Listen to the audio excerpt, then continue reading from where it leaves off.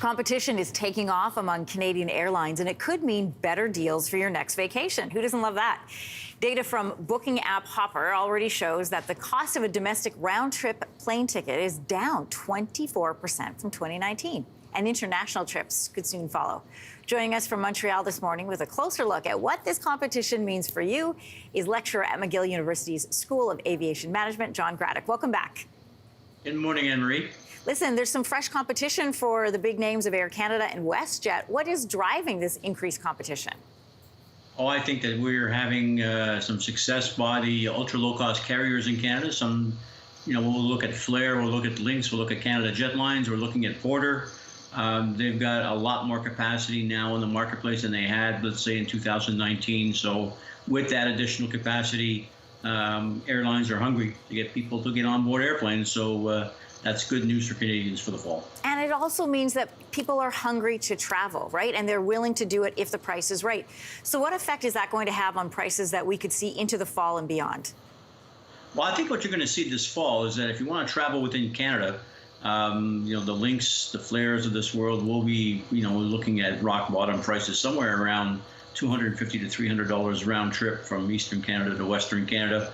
Unfortunately, the markets that they're going to be serving are the traditional heavy markets that we have from Toronto to Calgary, Toronto, Vancouver, Montreal, Calgary.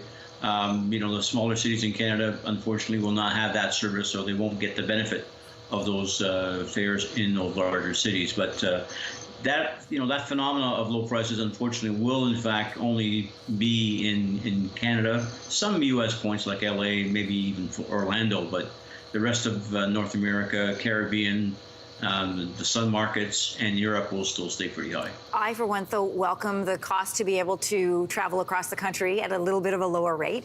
Lynx is aiming to nearly double the size of its aircraft fleet, from 9 to 17. Porter looking to grow from 46 planes to 79 by 2025.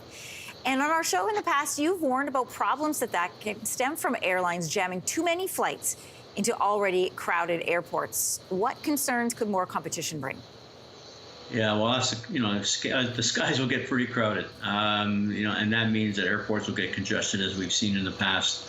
Air Canada and WestJet are not backing down in terms of schedule frequency. Air Canada is trying to look at making some adjustments in their schedule with smaller cities like Penticton or into New Brunswick. And they're blaming pilot shortages for that. So there's a tempering of the growth based on pilot shortages.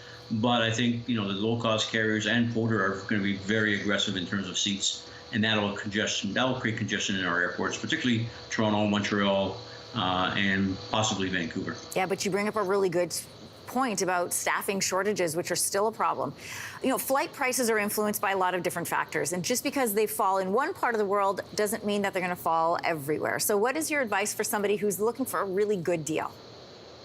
Oh, fly Canada. Canada's a beautiful country. We know the sites are there. We have friends, relatives across Canada, so this is the time to do it. Unfortunately, Europe, when you normally look at Europe falling prices in the fall, winter, this year it looks a little bit of an anomaly. People are still traveling, and they're traveling pretty heavily into the European and Asian markets. So prices have not dropped what we normally would see drop in the fall and the winter. The Caribbean, the sun markets, people are going to still want to fly and spend their winter vacations, Christmas vacations, whatever, into the sun. So those seats will still be pretty expensive. So fly Canada. Listen, we show people corners of Canada every morning here on Your Morning with our greetings, and I agree with you. It's a beautiful country and worth exploring. Thanks, John. My pleasure, Anne-Marie. Have a great day. You too. Hey, thanks for watching. If you liked this, be sure to subscribe here, or you can check out more Your Morning videos right here.